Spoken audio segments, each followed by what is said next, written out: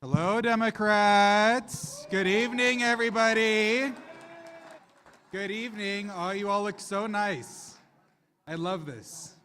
We have a really great program for you this evening, so please do take your seats and we'll go ahead and get started real soon. Again, I'm Nathan Soltz. I'm proud to serve as the chair of the Democratic Party of Oregon. And I serve alongside an amazing team of officers that I want to start by recognizing. We have Vice Chair Eileen Kiley,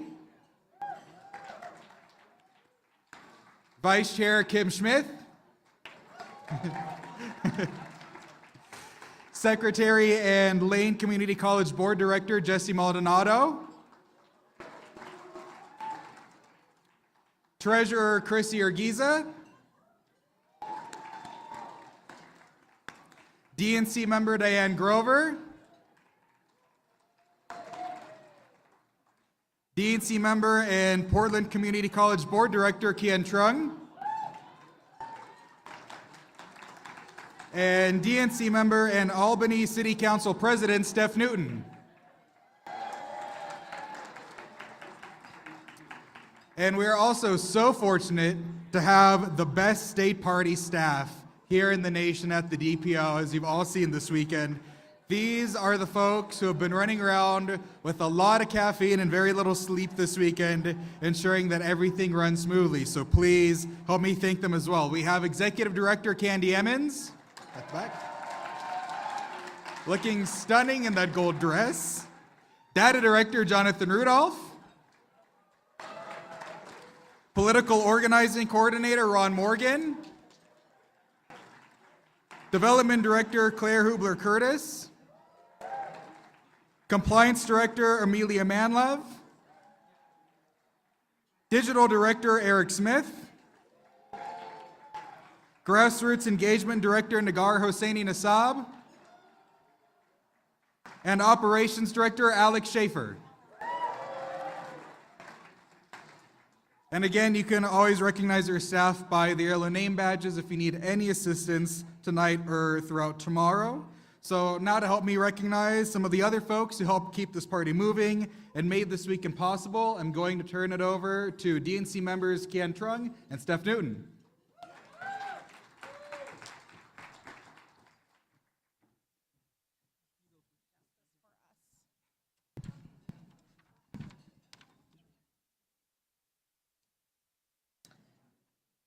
Hello, folks. We're here to recognize our electeds and sponsors. First, I wanted to give a shout out to our premier sponsor, U.S. Senator Ron Wyden, IBEW Local 48, our platinum sponsors, the Western States Regional Council of Carpenters, NGP Van, OFN HP, SEIU Local 49, our friends at UFCW Local 555. We also have our friends at New Sun Energy, King Estate Winery, Morel Inc. And now let's talk about our gold sponsors. Are you guys ready for this? U.S. Senator Jeff Merkley, Governor Tina Kotek, Congresswoman Suzanne Bonamici, Congresswoman Val Hoyle, Congresswoman Andrea Salinas, Congresswoman Maxine Dexter. I love how many times I'm saying Congresswoman, I'm just saying. Secretary of State Tobias Reed, Attorney General Dan Rayfield, Treasurer Elizabeth Steiner. And we have our Blue States PAC. We have the Oregon State Building and Construction Trades Council. We have Future PAC. And we have Oregon Education Association, PacWest Lobby Group, and SDLF. All right, guys, here's the goss. Let's talk about our silver sponsors. Senate President Rob Wagner, State Senator Kate Lieber, the Iron Workers District Council of the Pacific Northwest. We can't forget Teamsters Joint Council number 37, Act Blue, Bottled Lightning Collective, our friends at Bright Blue Inc., Empirical Media, Oregon Coalition for an Environmental Rights Amendment. Woo. We also have OPAD Consulting, Pasador Properties, Stone's Phones. Woo. All right, and now we also have our bronze sponsors. Y'all should be bronze sponsors at least, I'm saying. We have House Majority Leader Ben Bowman. Actually, is that super leader? Actually, is he considered super leader? I think that might be what it should be changed to. Barnett Strategies, CNE Systems, Oregon Manufactured Housing Association, and the Pivot Group, and last but not least, Winning Connections. Thank you all so much. This would not be possible without you. Well, thank you for that, Steph. And now I would like to thank a very special group of people, our donors. Now, if you are a member of one of these donor groups, will you please wave as I call you? So, part of the President Council. Okay. Capital Circle. And Grassroots Democrat. Thank you so much, everyone. Additionally, we are also honored to have our U.S. Senator, congressional leader, statewide elected official, tribal leader, legislator, and local elected official here with us throughout the weekends. Can you all please stand and be recognized? Woo! Stand up, everyone. Woo!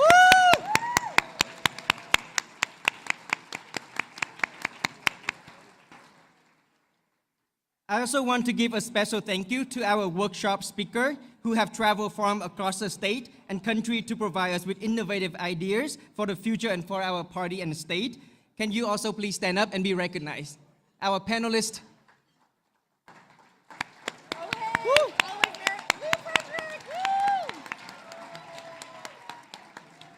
And finally, we also have a host of volunteers donating their time this weekend as well. So can you wave your hand, stand up? Thank you so much, everyone.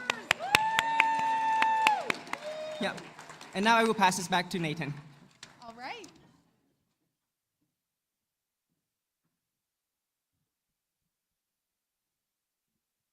Well, thank you, Ken and Steph.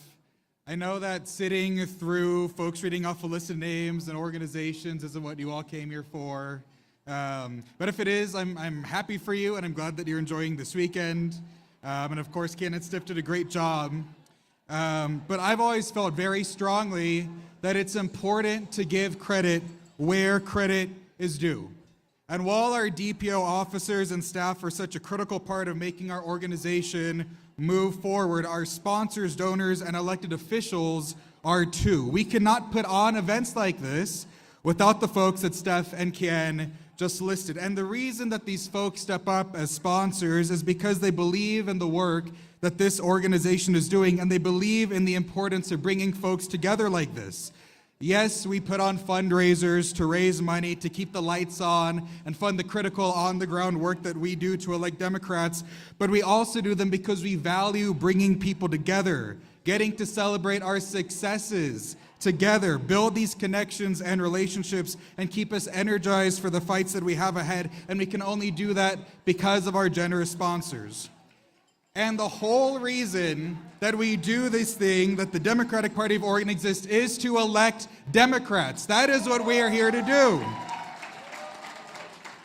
We in the state party are not the ones always ringing our own bells or tooting our own horns, even to the point that sometimes candidates don't even know what we do, but that is okay. We do not do this for the credit, we do this for the successes. We run the Neighborhood Leader Program, we run the coordinated campaign, we host trainings and build programming, not because we're looking for a pat on the back, but because when the results come in on election night and we can celebrate our wins, we know what those wins mean. This is not a game for us. We know that those wins mean having folks representing us from Washington, D.C. to Salem, to county commissions, to city halls and special districts all around our state who share our values and will be our fighters in making sure that being a blue state is not just shorthand for elections. They make sure that those words mean something, that electing Democrats means a better future for our kids investing and protecting public education to make sure that all of our young people, regardless of their zip code, their family's economic conditions, citizenship status, gender identity, sexual orientation, they all receive a quality education, that they have the freedom to read and learn without censorship or fear of white nationalist influences, and that our educators have the tools they need to manage classrooms and support their students. Electing Democrats means a healthier environment, simply recognizing the science that human-caused climate change is real and that we have an obligation, a moral obligation, to do something about it. It means knowing that labor is the backbone of this country, that workers' rights are human rights, that unions make lives better for all Americans, and that tariffs only line the pockets of international billionaires and hurt the American worker and consumer. Electing Democrats means defending and expanding access to healthcare, standing up for rural communities when their own representatives won't, and holding Republicans in DC accountable when they would rather shut down the government than provide their own constituents with affordable healthcare. Electing Democrats means respecting human dignity, protecting and supporting our queer, trans, and immigrant family members and neighbors. And of course, it means in the face of a viciously anti-woman, anti-choice administration, guaranteeing the right to an abortion, protecting patients and healthcare providers, and keeping Oregon the state with the strongest reproductive healthcare laws in the nation. Trump's GOP is fighting to turn back the clock on all of these things, and they are sowing hate in our communities. Here at home, they're trying to make a political stunt out of our beautiful state, and Democrats at a time when Donald Trump and his alt-right administration are attacking our diverse communities and deporting our neighbors. I am proud to stand before you as a Latino, as an Asian American, as a Jew, as a queer man who is the proud son of an immigrant and the proud fiance of an immigrant. Democrats, we will not let them silence our voices. This weekend is a celebration of that. We know that we don't all agree, and that's fine. That's our strength. We are the Big Tent Party. We are not a party that requires allegiance to any one person or any particular policy or face excommunication. We value an exchange of ideas and a breadth of backgrounds. Diversity is what makes us stronger. You've been hearing all weekend, and we'll continue to hear tomorrow from folks on the stage and panelists in our breakouts about their stories and the stories of their communities. And as Oregonians, we get to be so proud of our Democratic elected officials, from soil and water conservation districts all the way up to our legislators and our governor and our congressional delegation, because we know they have our backs.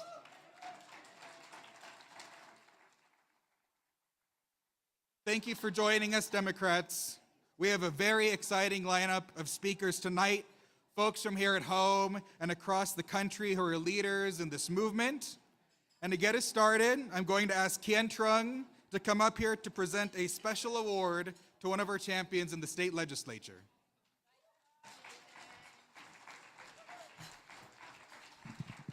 Thank you so much, Nathan. Well, good evening, everyone. Hello again. My name is Kien Trung, and I serve as your National Committee member. And tonight, I am excited to help present the Roosevelt Award, which is given every 2 years to an elected official who exemplified democratic values through both words and action. And this year, the award is given to Representative Pam Marsh, who represents Southern Jackson County. You know, as a staffer in the state legislature, I had the opportunity to work with Representative Marsh on several occasions, and sometimes just to listen to you, giving your floor remark, debating on a variety of issues.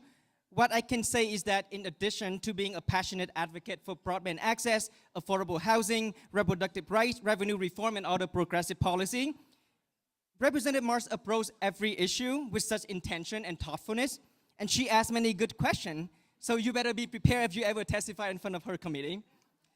I still remember that during the 2024-2025 legislative session, as a staffer to Majority Leader Casey Jama, who then served as the chair of the Senate Housing Committee, we were working on a piece of legislation that had a provision that allows CD to pursue limited expansion to their urban growth boundary, which was not an easy topic.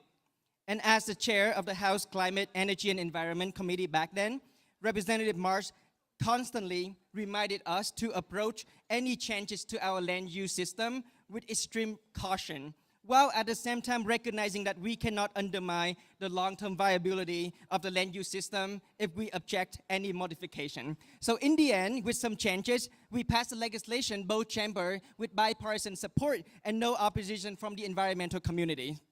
And as a DPO officer, I've often got to visit Jackson County Democrat several times, and she was always there, being accessible and is so loved and respected by her community. I even know that many young Democrats, including our chair, look up to you as a friend and as a mentor. So, Representative, with extreme excitement and on behalf of Oregon Democrat, we represent you the Roosevelt Award. Thank you so much for all you do.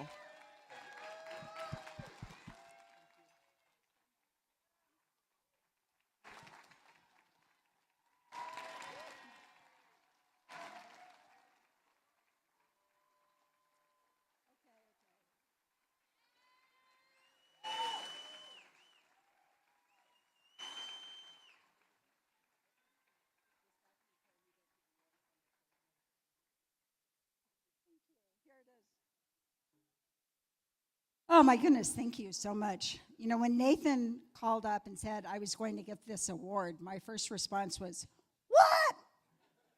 Right, Nathan? Yeah, what? Because I work every day with a legion of incredibly talented legislators who are so passionately committed to families and communities and who do stellar work day in, day out. And I am just so grateful to be able to sit among them. I have come to understand this work that we do as really one of listening to community and then following the threads. And let me explain what I mean by that. In my own community, the defining moment in my legislative career was in September 2020, when the Alameda fire coursed through our community and destroyed 2,300 homes in my district, including 1,500 manufactured homes where our most vulnerable residents lived, and left 6,000 people without a place to sleep that night. Combined with the increasing number of homeless people that we were experiencing on the street because of the pandemic, we had nothing short of a number one crisis. And people in my community looked at me and they said, we need hotel rooms. No, check that. We actually need hotels. And I heard them and I looked up at the state level and joined with other people.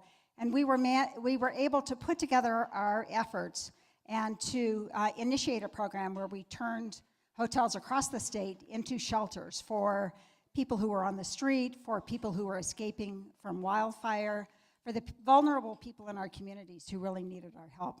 32 in all over time. And then when we started to rebuild in the recovery phase after the fire, my community looked at me and they said, this is way too slow. We are still waiting for homes, and we cannot wait. We cannot spend our time, our precious lives, without stability. And I realized at that point that what we really needed to do is figure out different ways to build housing. We couldn't sit around and do brick and mortar homes. We needed to innovate. We needed to look at manufactured homes or modular homes. And so we went out to try to do that work, and then we figured out we actually needed to make upstream investments in the modular and manufactured home industries so that we had good companies on the ground in all corners of the state who would be able to produce for us in an emergency. We made those investments, and I'm proud to say 3 of those 4 companies are already on the ground and already have modular units or wall panels that have been placed in wildfire housing in my own community and statewide. And then,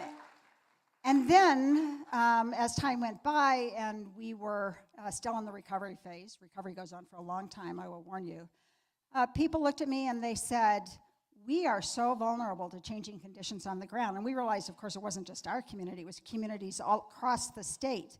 And sometimes those would be big events like wildfires, and sometimes they would be more modest events like ice storms or heat domes, still events that were catastrophic for the people who experienced them. And they said, we need to start doing work to make sure that every Oregonian has a resilient, safe, healthy, energy-efficient home so that they can weather these changing times. And so we went out and we did legislation around energy efficiency. We did legislation around heat pumps to make sure that Oregonians can be warm in the winter and cool in the summer. We did legislation around building resilience. We passed legislation to make sure that critical repairs could be conducted in homes so that people who had no roof or the toilet was falling through would wind up with homes that were resilient and that comforted them in changing times. But then the community looked at me and said, it's not only resilient homes that we need, but we do need those, but we also need resilient communities. And we realized, and I'll warn you, if you haven't been through a big disaster, the big agencies are not going to save you, especially not FEMA, not now. If anything saves you, it's going to be the community coming together. It's going to be the organizations that are trusted by community members. And so we started working on resilience and in the form of resilient hubs and resilient networks, trying to build local organizations that have trusted relationships with individuals. And I will tell you, those resilient networks will be useful in times of disaster. They will also be useful in some of the times that I fear that we are facing with food shortages or with threats to community. We all need those trusted organizations to be in place and to be ready to act. And then we needed some tools, so we went out and we talked about, and then this is still a work in progress, defining some permanent funding for wildfire mitigation so that we can make sure that our communities are as safe as possible from having another disaster. We looked at home hardening, and then we stepped back and we said, all this work is great, but actually, what about climate tumult? What about the climate change that's actually fueling all of these activities on the ground that's actually threatening us in big and small ways every day in our lives? And so we had to start doing work around 100% clean electricity and looking at energy supply, and there's so much more work to come. So that is the work. It is about listening to community. It is about following the threads. It is about trying to figure out what the heck we do next. And none of it is done in isolation. All of it is done in partnership with community and in partnership with incredible legislators and in partnership with the governor's office. And how wonderful it is right now that we have a governor who is so engaged and so visionary about what she wants for Oregonians. So let me just finish by saying I am here. I'm grateful to get this award, but what I really want to do is thank all of you on behalf of my colleagues who serve in the legislature, many of whom are here tonight, because it is your efforts in community, walking doors, contributing to campaigns, that enable us to get to do this work. And it is an incredible honor to do the work, and that means I am intensely, overwhelmingly grateful to all of you for your efforts. Thank you.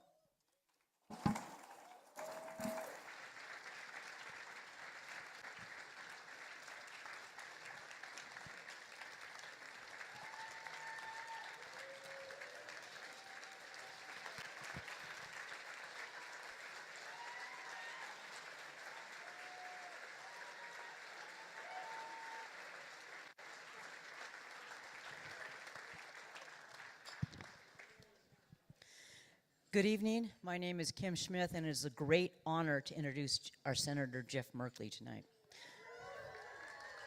Where'd he go?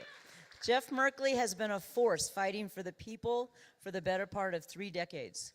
In the United States Senate, Jeff is a fighter working for families and the 4 foundations they need to thrive: housing, healthcare, education, and living wage jobs.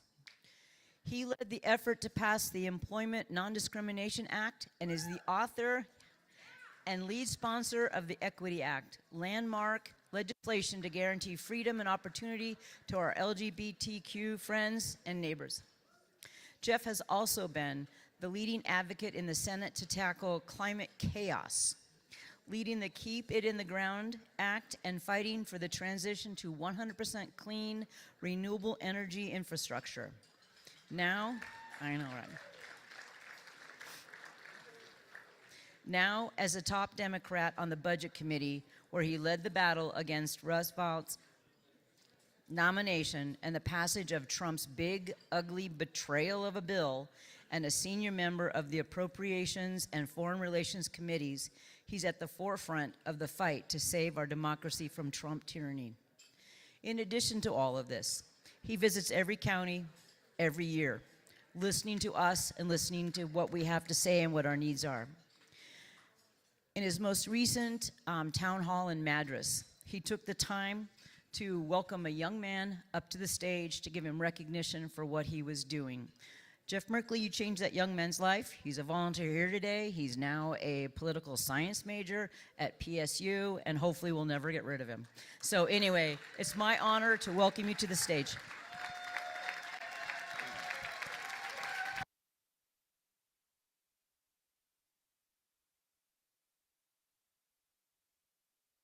Hey, greetings, everybody.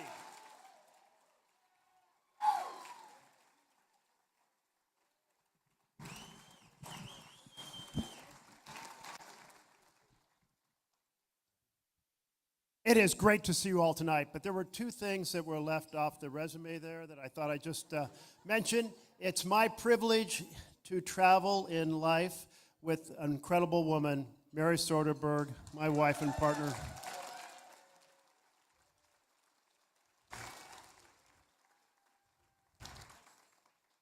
And now that I'm running for re-election, it's my privilege to work with Molly McGuire, the daughter of Pam Marsh.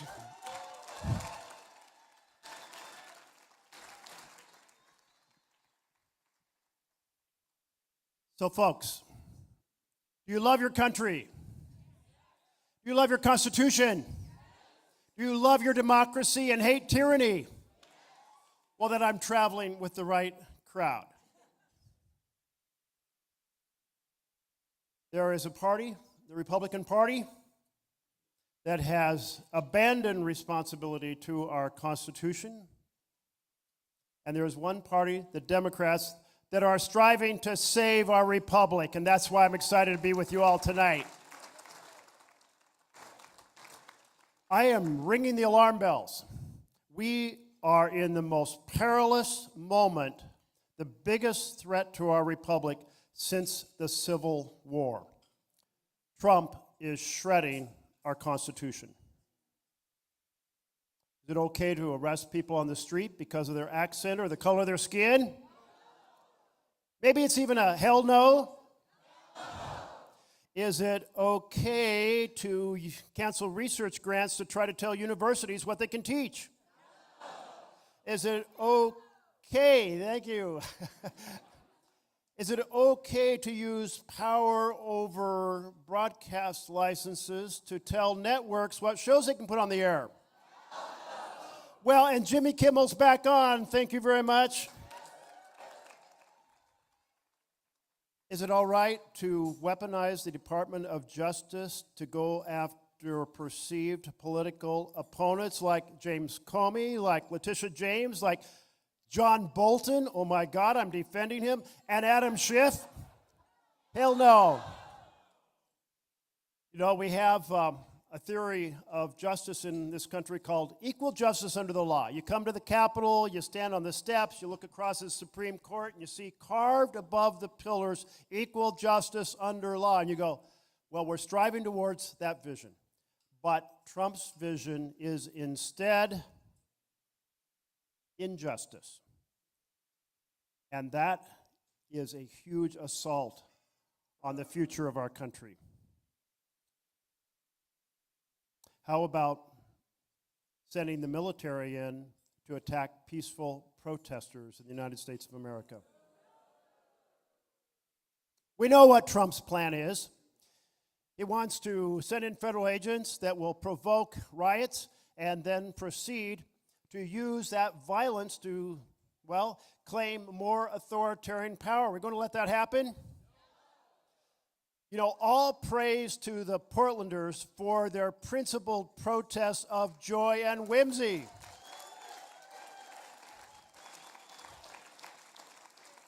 Power to the women in pastry, in pajamas and handing out pastries. And how about the unipiper on his unicycle and his bagpipes? And how about the frogs dancing in the street? And the running, the wedding that was held outside ice, and the marathon. This is incredible, and I so salute the restraint, because this is the key to defeating Trump's strategy of provoking violence to increase authoritarian power. And I really want to thank our veterans, too, because how many veterans we have? Stand up for a moment.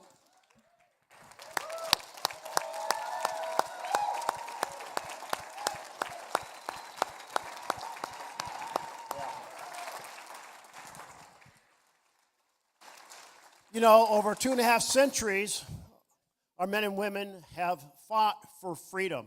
And right now we have a president dismantling that freedom through the power of and misuse of the presidency. And our veterans, so many came up to me today at both Lapine and in Bend to say how much they are going to stand strong with us to restore and protect freedom in our country now, just as they did when they were fighting overseas.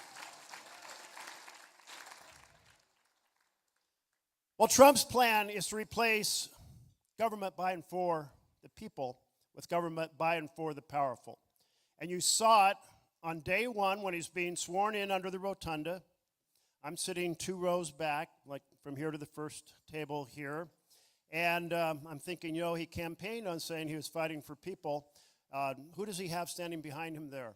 Taking a look, do I see any union leaders? No. Did I see healthcare leaders? Leaders in affordable housing? Leaders in education? No. You know what I saw? Billionaires standing behind him. You know, I saw Elon Musk standing behind him. Jeff Bezos standing behind him. Mark Zuckerberg standing behind him. If you had any doubt that this was not government by and for the people, but by and for billionaires, that should have suggested that where we were headed. And then there's his special bill. He called it his big, beautiful bill. Big, beautiful bill. We called it the big, ugly betrayal, because that bill was not about families. That was about families lose and billionaires win. How about a different vision for America? And that's families thrive and billionaires pay their fair share.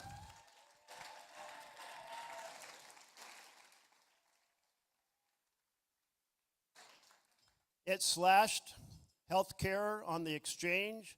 The premiums go up, the tax credits go down. On average, folks are paying twice on the exchange for this next year than they did this year, affecting 20 million Americans. Why? To fund tax breaks for billionaires. He slashed Medicaid, which here is the Oregon Health Plan. 235,000 Oregonians are projected to lose their health care when we come into January 2027, just after the election. What will that do to the many, many challenged families on the Oregon Health Plan? You know, 60% of our children across the state are on the Oregon Health Plan. And it's higher in rural areas. It's some 70% of our children. And a huge, about 50% of our adults. I mean, this is a big deal in the healthcare network, and he's slashing it. Why? Tax breaks for cutting child nutrition to fund tax breaks for billionaires. Is this the United States of America? What has happened to our country? When people lose health care, bad things happen. They forego going to the doctor. And that small tumor becomes a big tumor. Maybe it becomes an untreatable tumor. It becomes an expensive medical operation. And then what are we looking at? We're looking at the emergency room, the more expensive care in the emergency room. And then we're looking at the fact that there's less revenue going to the clinics, less revenue going to the hospitals, and they're cutting their programs. It affects the health care of everybody in the community. We're going to stop that. The Democrats of America are going to put an end to that. Republicans made this mess through that big, ugly betrayal of a bill. They have shut down the government because they're unwilling to address this health care tragedy that they've created. And people ask me, when's the shutdown going to end? I'll tell you when it's going to end. It's going to end when Republicans come to their senses and fix the health care mess that they've made.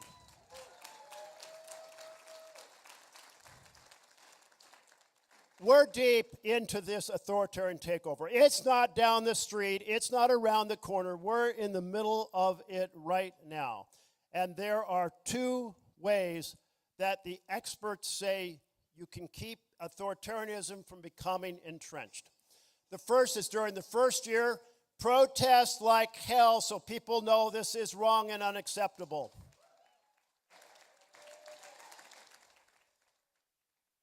Today, an estimated 7 million Americans took to the street.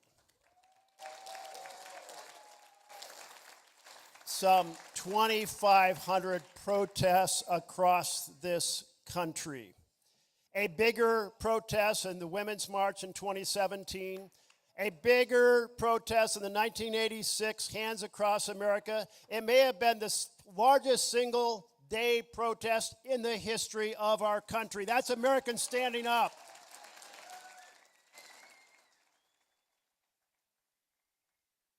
The second thing you have to do is you have to win the next election. Because if you don't win the next election, the authoritarians rig the election system. And it's happening right now.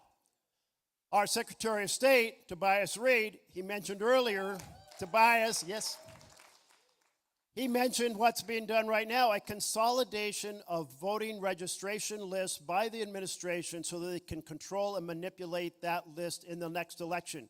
And he's fighting against that, and we're standing with him to fight against it.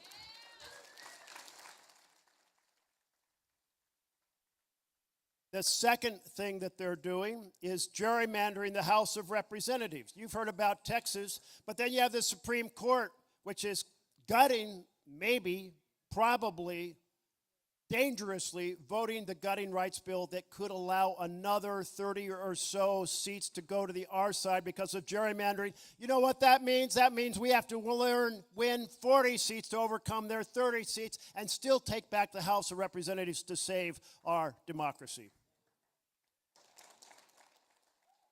And then he wants to kill vote by mail. Well, Oregonians know a thing about vote by mail. You know why he wants to kill it? It's because it's hard to manipulate vote by mail. On election day, you can do all kinds of things to manipulate the election. Oh, you don't want that community to vote in downtown Bend or Portland or wherever? Okay, so you move the precinct locations. You put them where there's no parking. You put in machines that don't work. You intimidate people who are standing in line because they have to stand in line for 5 hours. You proceed to do these things. Those are time tested, but vote by mail, none of that is possible.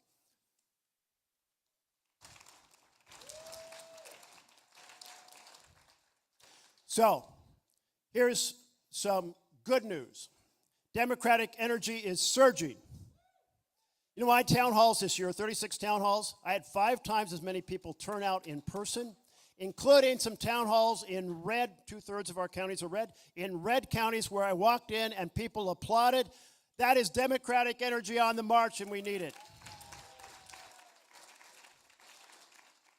The calls to my office are 9 blue calls for 1 red call. And what that means is the opposite of 2009, 2010, when it was 9 red calls to 1 blue call. You know, the Tea Party, they're kind of, oh, we've got the Supreme Court, we've got the Oval Office, we've got the House, the Senate. Well, we know that the only way we're going to save our country is to do well in the next election. So we are energized. We have to sustain that and take it to the ballot box in November 2026. And if you really have any doubt, check out the by-elections. We've been winning every one by 10 to 15% over our performance against Trump. That's enough edge to make a huge difference in this country. So, are you fired up? Because I tell you, here's what has to happen. We have to be off the couch, because you can't save our country with a pillow over your head, as tempting as that has been. The second of all, fiercely hold your electors accountable everywhere at every moment, right on through the election next year. And the third, join an affinity group. And of course, we are an affinity group, the Democratic Party. But if you really care about reproductive rights, join Planned Parenthood. If you really care about climate, join 350. Join and get involved.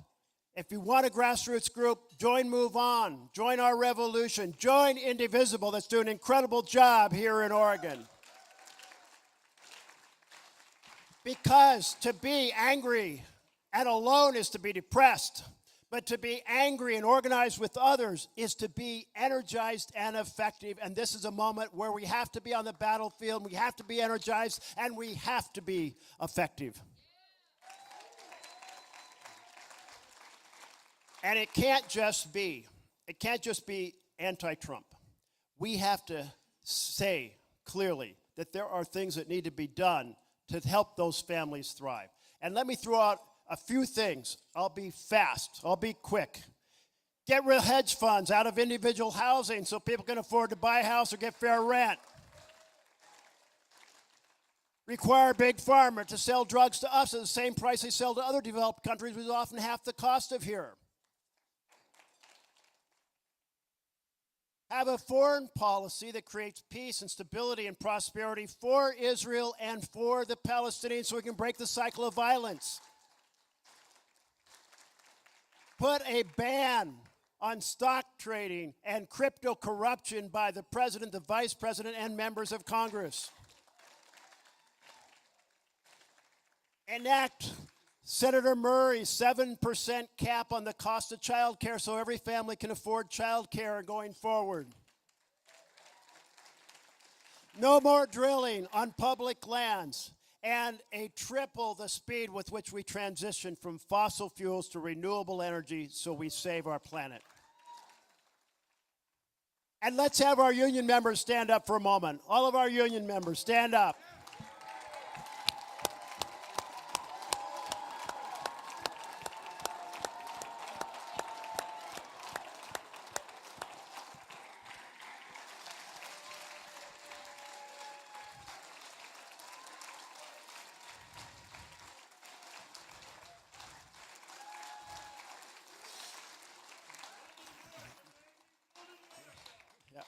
And it would be a standing ovation for you all, except then we couldn't tell who was union members and not. I'm the proud son of a machinist. And what we know is union members who negotiated not only for themselves, but for all of us to be able to get a fair day's wage for an honest day's work.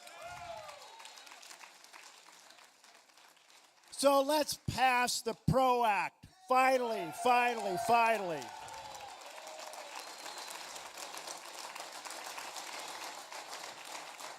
When I campaigned in 2008 for the U.S. Senate against Gordon Smith, I campaigned on card check. Remember that? So people could sign up for a union with their cards to stop this system of oppression where people get called in and their managers say, if you join or you support a union, you're going to get fired. And we've never voted on card check. And then we fought for first contract, because you can join a union and then a union negotiate a contract. So having arbitration to get a first contract, that's just two of the features of the PRO Act. I give my Senate colleagues a hard time, and I'm giving my union brothers and sisters a hard time for not giving the Senate members a hard time, because we've never voted on either of those. Let's insist on a vote on the PRO Act and get it passed. I could go on, as you know, a long time, because I care a lot about things, but the 10th thing I wanted to mention was the passage of the For the People Act, my bill, Senate Bill number 1, which would have ended dark money in campaigns, had it ended gerrymandering, and protected voting across America. We came within 2 votes of having a talking filibuster that might have tied up the Senate for 6 weeks, but we would have gotten a vote on that bill and we would have passed it. Folks, here's the situation. It is now up to the people across America. We need the people in the streets energy, and we need the fight inside the building. We have to defend our Constitution. Are you ready? We have to restore our democracy. Are you ready? We have to invigorate government by and for the people. Are you ready? Then together, let's save our republic. God bless you all.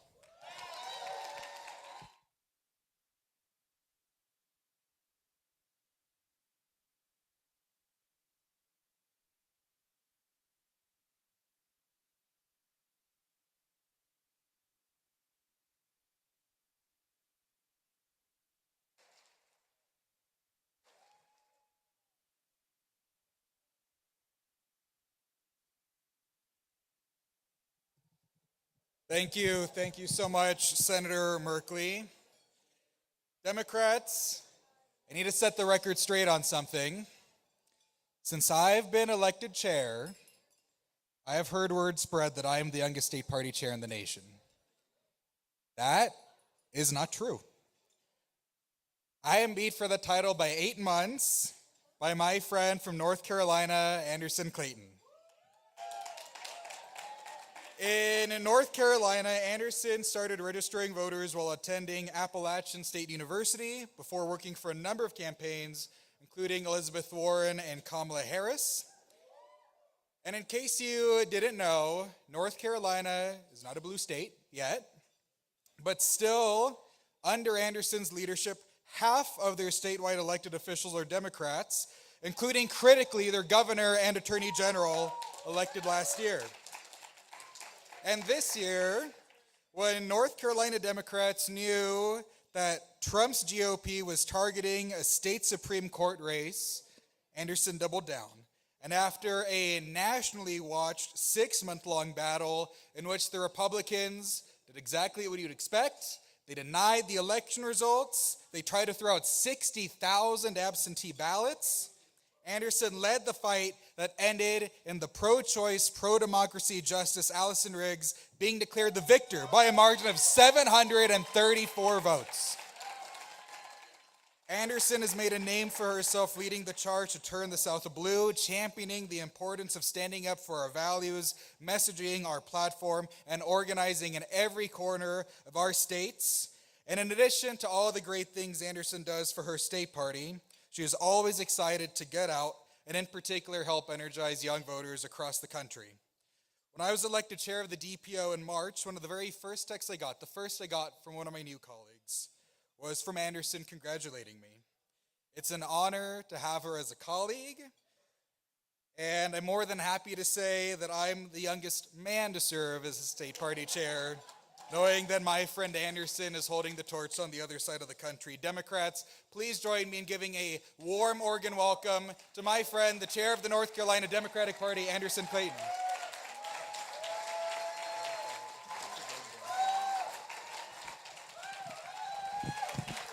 Oh, thank you, Oregon Democrats. How y'all doing tonight? Now, I don't know if that was enough for me. I came all the way from the East Coast over there, so the West Coast has got to give me something. How you doing it, Oregon Democrats?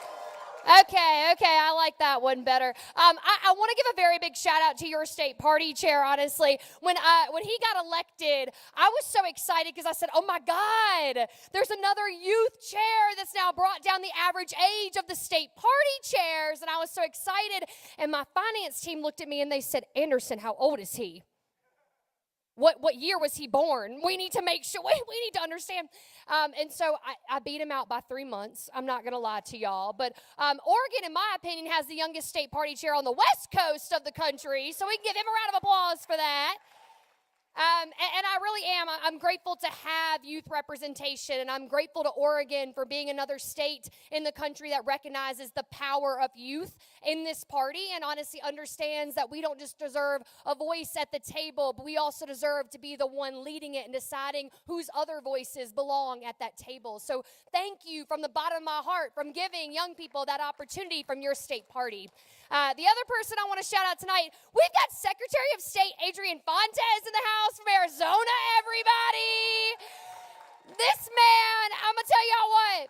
When I got elected in 2023 to be the party chair in North Carolina, and at that point in time, let me be real with y'all, the South was saying, we're going to elect the youngest state party chair because why not? You know, we've lost every other election. We don't really know what to do anymore. And why not take a chance on the 25-year-old that's running right now because we don't know what else to do.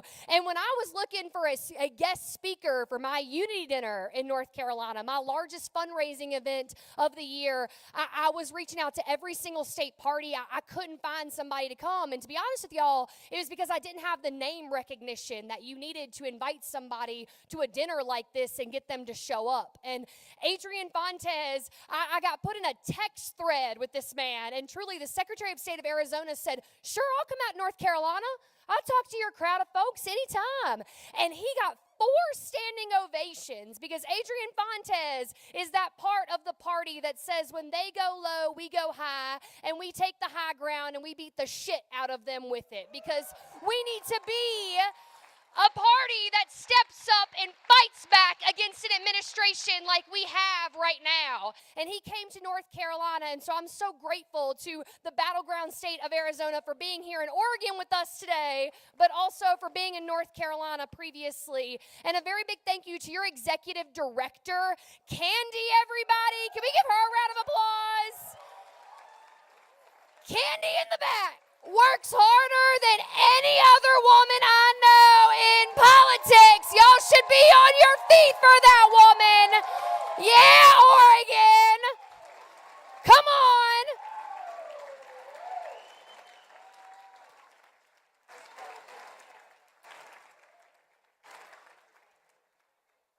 No, truly. And I say that to you because it is hard to do this work day in and day out and be the person that is the laborer that takes the shit for the party, that also takes the expense for the party. And so thank you, Candy, for all the work that you do for the Oregon Dems. And thank you to all of our elected officials that are here tonight. I cannot thank y'all enough from a state where it is a meaningful experience to have your statewide elected officials come and be present with a state party organization. And so I value that.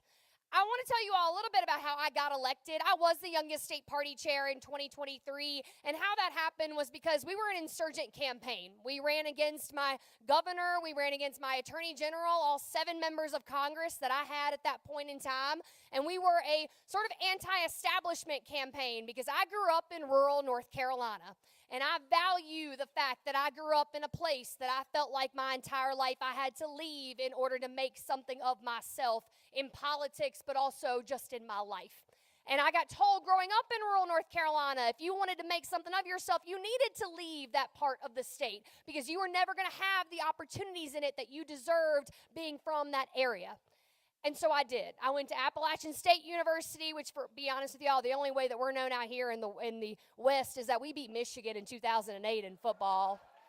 Yeah, come on, a little bit maybe of that. But that's the only way that really my school in the mountains was known. And I got involved with politics, not because of where I was from, but honestly where I went to college. You know, there's that trope that Republicans in college, Democrats, right? College makes people Democratic. Republicans always say that, getting a higher education makes people liberal. And I'm like, you're right, actually. But it was Republicans in college that made me a Democrat, to be honest with y'all. Because when I went to college in 2016, it was Republicans that were threatening the right to vote for young people across my college campus because they were trying to take away the right for young people to vote on that college campus because they felt threatened and fearful of how young people were planning to turn out and vote in the 2016 election. And they decided, man, what's the best way that we can disenfranchise, right, young people across the state? We strip away their voting sites across college campuses. And it wasn't, in North Carolina where you've got Wake County or Mecklenburg County where my large, Democratic municipalities and my large Democratic counties were that decided they were going to sue the State Board of Elections, which is our governing body over elections in North Carolina. It was my small-ass county in western North Carolina, the Watauga County Democrats, that decided that they were going to gear up and they were going to go out and they were going to fight. And it didn't really matter whether or not they won that fight. What mattered is that they were willing to put one up to begin with, because they realized that people were being disenfranchised across western North Carolina, across the mountains of our state, across Appalachia. And so they decided in 2016 to be the only county party that sued. They took every bit of money they raised from their plant sale every year, which was not much. It was about, $25,000, $30,000, which is a lot when you're talking about a rural county raising money for a plant sale. And Pam Williamson harvested those plants in her basement every year, mind y'all. So shout out to my county party and my precinct leaders that I have in this crowd right now. You all do the Lord's work in your counties every day, and we know that. But let me tell you, Pam Williamson, they took all the money they raised from their plant sale, and they sued, right, in state court the state board of elections to keep that voting site on campus. And in 2016, when North Carolina went red for Donald Trump for the first time, the tiny county of Watauga County went blue for the first time in history. And it went blue because that county party held that student voting site on campus. They put their money where their mouth was, right? And they dedicated it to making sure that students got out and voted. And that was the first time that I ever got involved with politics. And people oftentimes look at me and they go, how did you become a young state party chair that was invested? And I say, because I got involved at the ground level. I got involved with my local politics before I got involved with my national politics. And right now, we are suffering for a Democratic Party that has engaged far too much with nationalizing our politics than we have localizing the impact of our party right now. And I know that I have local elected leaders in this room, so thank you for the work that you do in your communities, because the closer that you get to the bottom of the ballot, the closer that you get to your front door, right? And we know as Democrats that right now our municipalities are going to be on the front lines of the Trump administration and defending back against these policies, because people that are looking for help are not going to stop looking for help, right? They may stop looking up, but they're going to look down and around, and they're going to look to their communities to say, how can you fill the gaps that this federal administration has left for us right now? And I'm telling you what, Oregon, thank you from a state like North Carolina who has experienced what we have, because I tell people, Project 2025, what the nation is going through right now, North Carolina and the South has been through Project 2025 the last 25 years and the 25 years before that. We have seen what it is like to have Republicans in supermajorities dominate our states and try to restrict access to a ballot box. We have seen what Jim Crow era politics have done to voter disenfranchisement and people trying to strip away fundamental freedoms of folks across our region of the country. And I'm going to be honest with y'all. The South is looking at the nation right now and we're saying, welcome to the fight. We've been in it for a long time. And we've not gone anywhere. So when folks look at me and they say, are we going to make it to 2028, Anderson? I'm scared. I don't believe it.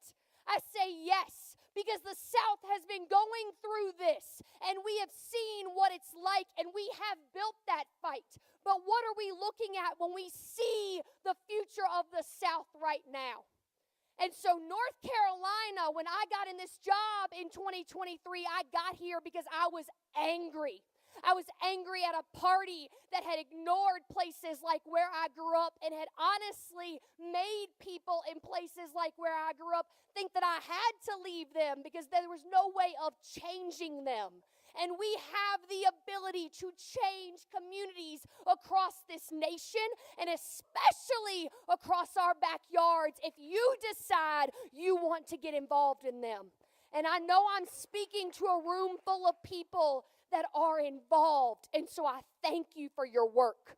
But it is not done yet, Oregon, because North Carolina is a state right now where we are going through Republicans trying to re-gerrymander our state even worse than they already have. They're looking at taking North Carolina from a 10-4 minority in our congressional representation to a 12-2, potentially 13-1, depending on what happens with Section 2 of the VRA right now at the national level.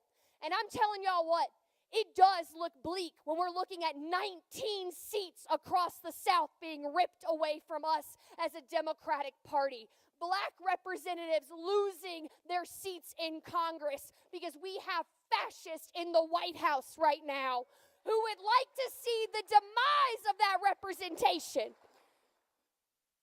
But I'm telling you, North Carolina has a plan. And the thing that I want you to leave here tonight knowing is that the South is in this fight with you and we will not leave it with you. But I need you to know that we need you working just as hard in a blue state as we are in what would one consider a red state. Because right now, I know it's easy to take for granted the fact that you've got a Democratic Secretary of State or a Democratic State Treasurer or a Democratic majority right now. Super majority, baby. But what can happen, right, in the blink of an eye if we don't work hard is what's happened in North Carolina. And that's the rollback of rights across our state. And so in 2024, we had to hold a North Carolina Supreme Court seat, and we did that. We were the last uncertified race of 2024. And a $3 million court fight later, to keep that seat, here we are to make sure that North Carolina was not the petri dish to take that election nihilism into every other state. And in 2026, we are going to win a U.S. Senate seat and send y'all some help.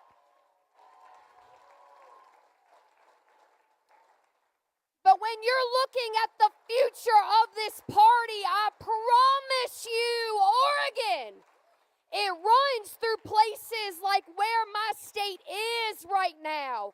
We have the ability in 2028 to take 3 Republican seats on the North Carolina State Supreme Court. And that means that we will be able to reverse. The VRA may change. National politics may change. But what we can do at a state level is reverse partisan and racial gerrymandering in North Carolina. And we can give back 5 more House of Representative seats to the Democratic Party nationally. We are the only state in the country that has 2 red to blue Senate flips in 26 and 28. We are going to take back our Supreme Court in 28. We are going to give back 5 more House of Representative seats to the Democratic Party. And we are going to continue to gain seats in 2030 after reapportionment comes down from the South. I say it to y'all, we're going to make it past 2028. And I know it is hard for people, especially folks in bluer states, to be able to believe that right now. But I need you to hear it from somebody that's coming from a red state right now. And I know that, honestly, Oregon is being attacked by this administration worse than any other. And you are seeing people ripped off the streets in your communities right now. And it is unfair and it's egregious attacks against our constitutional rights as Americans. But I'm telling you, North Carolina is going to send y'all help. And we need to be able to fight for the long-term goals that our party has. And we need to believe in the future of our party everywhere, not just in blue states, but in ones that don't look like blue states right now, too. So I appreciate y'all asking me to be here tonight and giving me the space and the opportunity to be able to tell y'all the South still has something to say.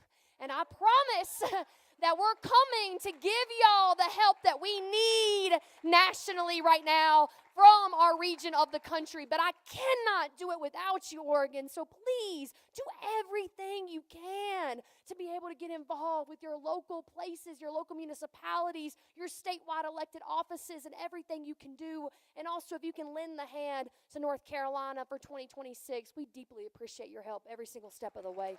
So thank you so much for being here tonight, everybody. I really appreciate it, y'all.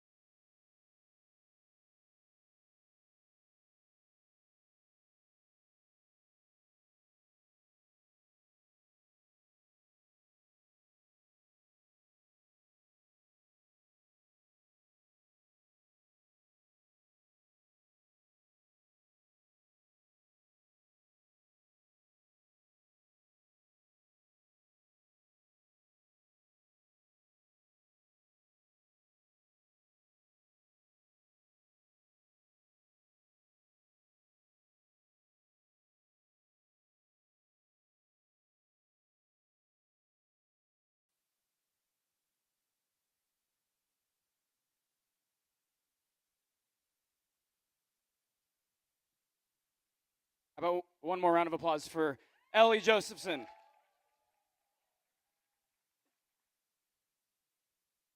Good evening, everybody. My name is Jesse Maldonado. I'm the secretary here for the DPO.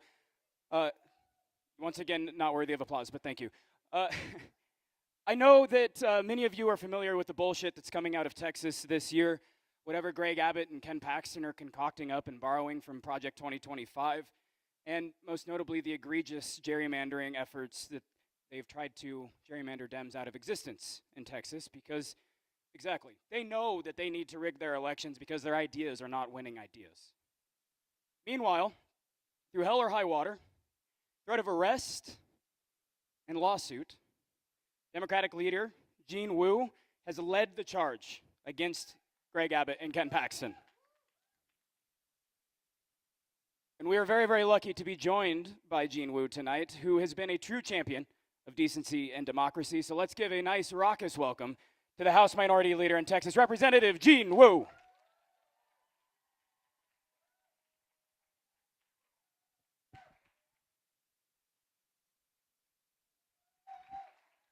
Thank you so much. It is a true pleasure to be here. I've actually been looking forward to this trip for quite a while, and my staff had suggested, hey, do you want to? It's a long flight. It's gonna be like 8-10 hours of traveling. You sure you don't want to just do a Zoom for them or something? I'm like, hell no. And here's the reason why. I actually have a tie to Oregon. This is my first time in Oregon, but I actually have a tie here. Because 41 years ago, my dad came to this country, and he went to the University of Oregon. And he started out with $20 in his pocket. Like, all the money he had in the world was $20. But he said the people of Oregon were kind, were friendly, they were generous, and they helped him out. And we wouldn't be here without him. So, and in fact, because he went to the University of Oregon, and yet he's not that creative of a man, that's why my name is Eugene.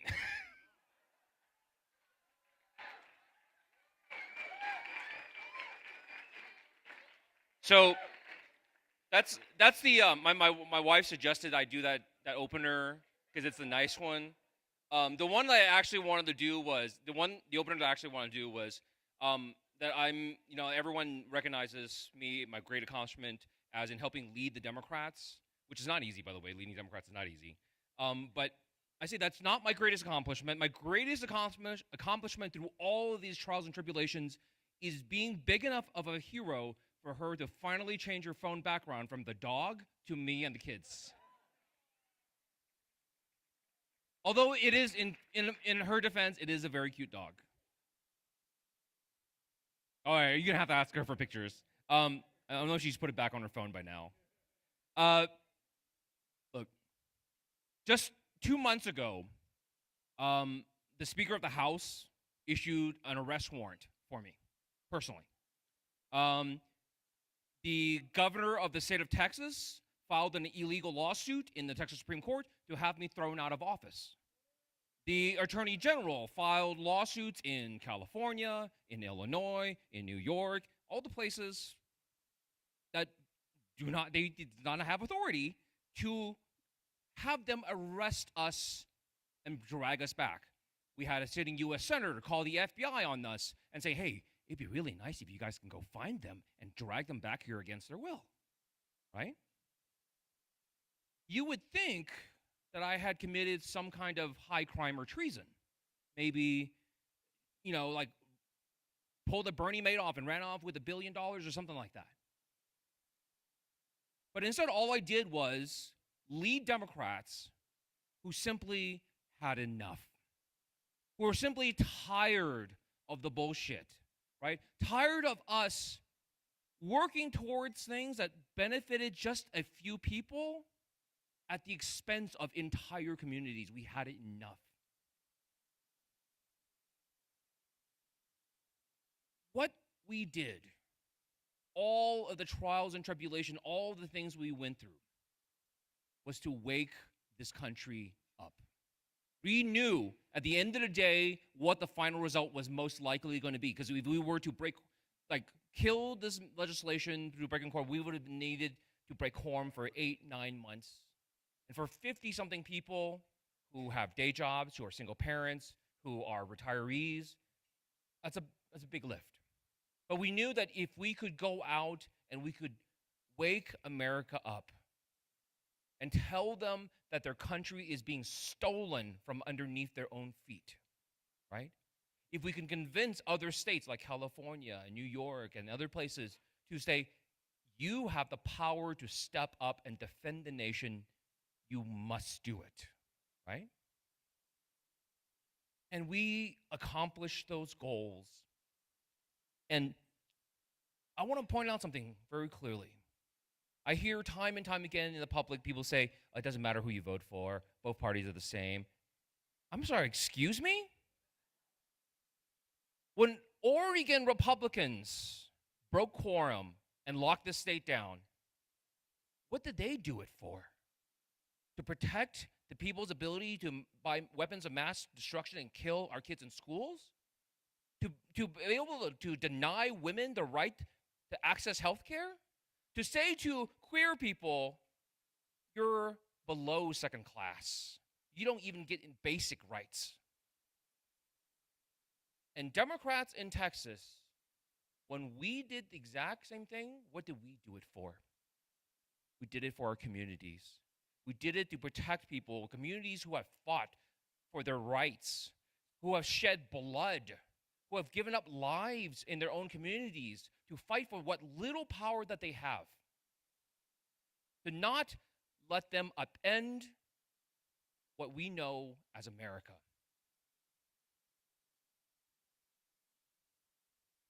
There is a big difference between Democrats and Republicans, and you saw it in this quorum break. And let me tell you, the quorum break was, I don't know what it looked like from the outside, but it was absolute insanity on the inside. But while you saw on the outside, you saw all the press conferences and interviews, but at the end of the day, we still were just regular people trying to do a very difficult job. And of course, being regular people, like even on our first day, like within hours of us getting on the ground and we got it to where we were staying, or like immediately I got text of, my room's too small and I don't like the air conditioning's too cold. Killing me, guys. But look, the point is that Democrats, we're just regular people. We're people who are just trying to do a job, who want to see our families be healthy and happy and to succeed. And to watch people enjoy the fruits of the American dream. And even after spending 2 weeks out of the state with people calling in bomb threats, with us being chased out of 2 different hotels, dealing with militias, vigilantes, a rogue sheriff, and all these things, Democrats stuck with it. Democrats were in it for the fight, right? And even when we came back, it wasn't over. And those of you, if you don't know, when we came back to the Texas House, we came back voluntarily because we had changed our strategy and we're going to do a different tack and we're going to go fight this on the floor. And when we came back, they told us, you're under arrest. And they physically locked the chamber doors and posted armed guards at the doors. And then at the end of that session, they told us, okay, go to the back room and you're going to sign this piece of paper that says that a DPS trooper is going to follow you 24 hours a day. Wherever you go, wherever you sleep, use the bathroom, they're going to be right there. And most of us, most of us were exhausted. We were tired. It had been weeks of this. We had just come from a bruising regular session. My wife had taken the bus up from Houston, like a 3-hour drive in a bus, and because she was hoping that I would come back and then I would drive her back. And so most of us just said, we give up, sign the slips. And as I was packing up, getting ready to go, we went back to the floor to go grab some stuff, and I sit really close to Nicole Collier. And I'm like, hey, I'm out of here. You need anything? Are you okay? And she just looks at me straight in the eye and says, I'm not going home. I'm like, oh, do you need a ride? What's going on? He goes, I'm not going to sign. What? And she says, I've had enough. We are adults. We are elected officials that represent like almost 200,000 people, right? And she said, this is beneath our dignity. This is treating us like our children. I refuse. I've had enough. And I was really saying, like, all right, you can have fun with that. Good luck. I'm going to see my wife. But she turns around and she goes, Gene, I don't want to be here alone. Because she could not leave the floor of the house. Like, once we did this, once we committed to this, she is locked onto the floor of the house. And that's it. There's a restroom there. There's a lounge room. That's it. And I gave the only answer I could. Yes, of course. And then I had a very, very unhappy phone call with my wife, who I had to send back onto the bus to take another 3-hour ride back home. And beyond that, for the next 72 hours, I wasn't even minority leader. I wasn't even state rep. I was Nicole Collier's personal assistant and her staff, because the floor was still open. Staff were not allowed to be on the floor. She had like 5-6 interviews an hour. And while she was doing one interview, I was setting up the next interview. When she was doing that interview, I was setting up the next one and getting all that crap ready. And like, I have 2 young boys, and I thought they prepared me for life. But apparently, nothing prepares you to chase a grown-ass woman around the room begging her to drink water and eat food. So I became her, I was a production assistant, nutritionalist, therapist, personal bodyguard, I don't know, just any number of things. And I want to say it was fun, but it was not. Let's never do that again. But look, and people ask me, I mean, actually during the process of working with Nicole on those 72 hours, people would call in, people would text me, say, what should we be doing? What should I do? And I had to tell them, I can't tell you what your act of resistance is going to be. Because the members that broke quorum, they were not expecting that to be their act of resistance. They didn't want to do it. But once it was before them, once they knew the stakes, they said, this is ours now. We know this is what we must do, and this is our act of resistance. When Nicole came back, she did not know that that was her act of resistance and that was her call. And the key is that I cannot tell anyone how they should resist, because everyone's resistance is different. If I tell you how to resist, that's my act, right? And what I say to everybody is, when that moment comes and you're called to it, don't turn a deaf ear to it. Listen to it and say, it is my time to do what is right and what I need to do. And for the rest of us, and those people who ask me, like, Gina, hey, you were there. We didn't even know you were there. Why didn't you get on TV? Why didn't you do it? And I tell them, because it wasn't my show. Because I was not there in protest. Nicole was there in protest. I was there just to support her. And all of us need to remember that we don't always have to jump in to whatever else someone else is doing, but we can be there to support them, right? And here it is. That is it. People ask us, why was the quorum break successful? What did you guys do differently? Unity. That's it. Unity among Democrats. Before we started the quorum break, we met with all of our national partners. Ken Martin, the DNC, Hakeem Jeffries, Schumer, even Nancy Pelosi. We met with everybody that we could talk to, national groups, and we told them, look, guys, we did this in 21, right? We broke quorum. The same group of people broke quorum in 21, and we were told we would be lauded as national heroes, we would get all the support, we would be famous, we were fighting for democracy. None of it happened. and we were left twisting in the wind. 2 of our members lost their elections because of it. And what was different this time is at the beginning, we got together and say, let's do it right. The way to do it right is this. We're going into battle.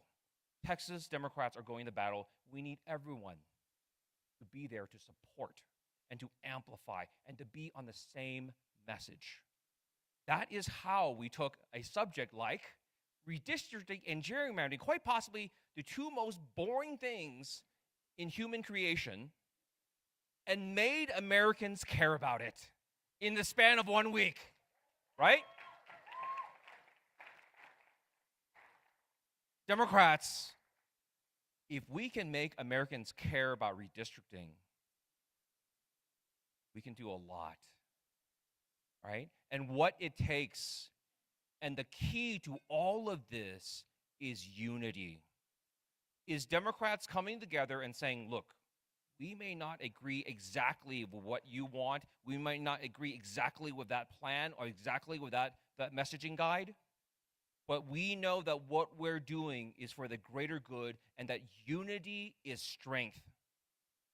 All right? And that everybody shared in the mission.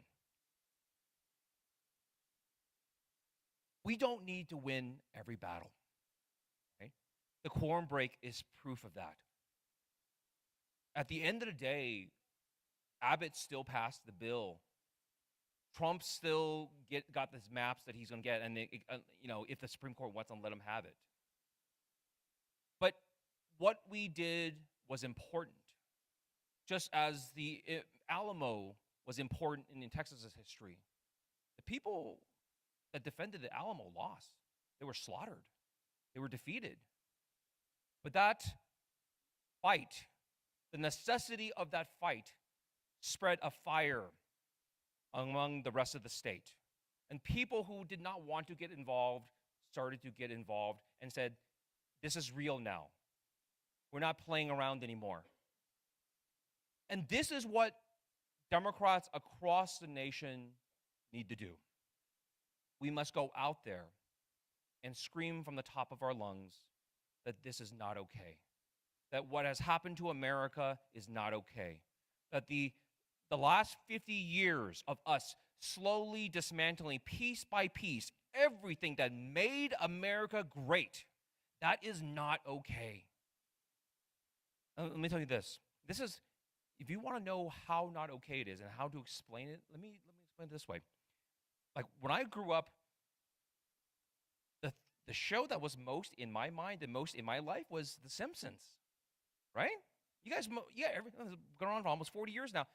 Homer Simpson, a man without a high school diploma, has a blue-collar job, probably thanks to a very strong union, right? That can make enough money to have a house, 2 cars, and 3 kids, and a wife who doesn't work. And none of us, when we were growing up, said that's unrealistic. That's not real life. That's not really America. People say, yeah, that's about right. And what I am telling to you is we had that. We had a world where Americans, no matter who you were, if you just worked hard and you followed the rules, not unless you're Homer, right? You could get ahead. And we no longer have that, and that has been stolen from us. And what I want us to do is go back out there and say, America, you deserve better. You deserve better than what you have been given, and it is time we got together and we fought to get it back, right?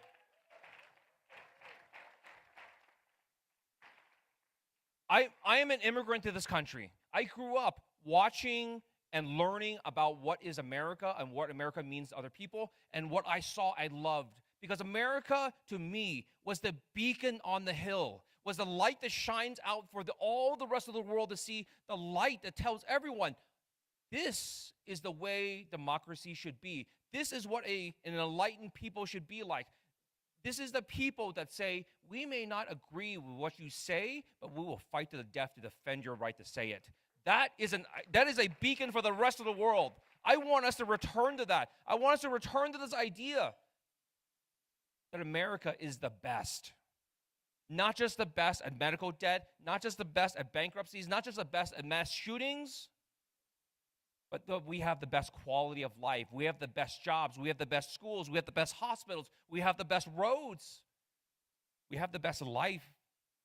And I think that is a message that we can all take back to our communities. And while we have people who are MAGA supporters who are saying we are suffering, we are hurting, this is our time to go to them instead of saying, we told you so, as much as we want to, by saying, we hear you. We understand your pain. This is what we've been fighting against this entire time. And it is not too late for us to get together and join us and fight back. No. And all it takes is for people to say, we've had enough. We've had enough, and we want to go back. I hope that one day I can come back here and bring you the good news that the Texas House is now under Democratic control. All right? I want to come back to you and say, we've won our first statewide election in over 30 years, right? And I want us to come back here to say, we are all heroes, and we have all earned the right to be on Maya's phone. Y'all, thank you all so much for having me. I really appreciate it. Our unity is our strength. Let's go get out there. Let's go fight, and we can turn America back. Let's really make America great again.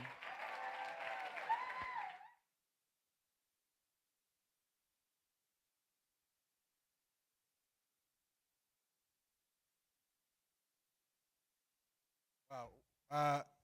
Democrats, I am saying something very special.